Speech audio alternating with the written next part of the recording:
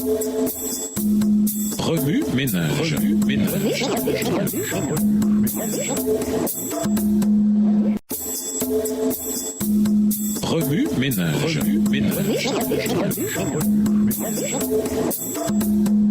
Bienvenue dans votre émission Remue ménage. Nous voilà à la leçon de jeudi, Babylone et Armageddon.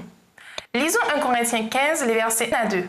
Je vous rappelle, frères, l'évangile que je vous ai annoncé, que vous avez reçu, dans lequel vous avez persévéré et par laquelle vous êtes sauvés, si vous le retenez tel que je vous l'ai annoncé, autrement, vous auriez cru en vain. Babylone. Quelle image ce mot évoque-t-il dans votre esprit? Pouvoir, richesse, puissance militaire, idole.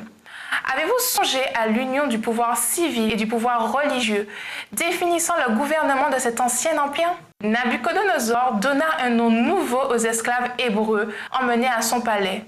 Chacun reçut le nom d'un dieu païen. Maintenant, quelle image vous vient à l'esprit lorsque vous entendez le mot Armageddon? Effroi, terreur, armes nucléaires, fin des temps. Nous avons là assurément certains des concepts courants associés à ce mot apocalyptique.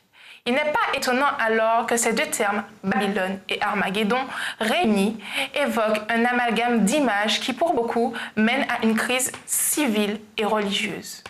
La Bible dit clairement qu'Armageddon sera une période difficile pour ce monde. Mais les images d'une telle période devraient susciter en nous l'urgence de faire de Jésus notre ami et notre sauveur personnel. Grâce à notre relation avec lui, nous n'avons rien à craindre de l'avenir. L'appel de Paul dans 1 Corinthiens 15, verset 1, de même que les paroles de Jésus dans Matthieu 10, verset 22, nous encouragent à rester debout et à persévérer. Un thème semblable se trouve dans le conseil donné à l'église de Smyrne.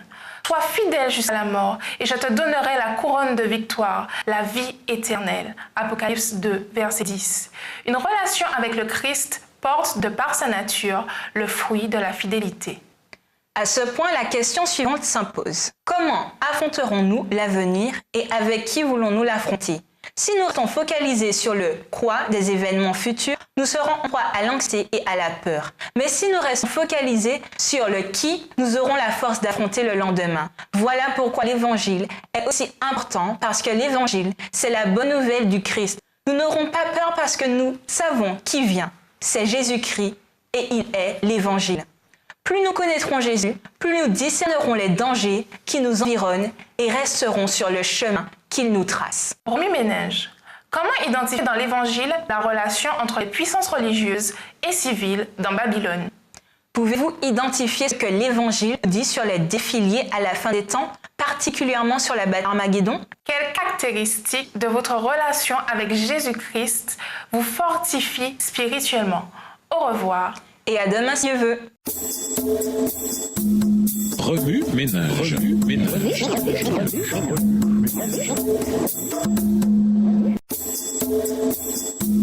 Remue ménage.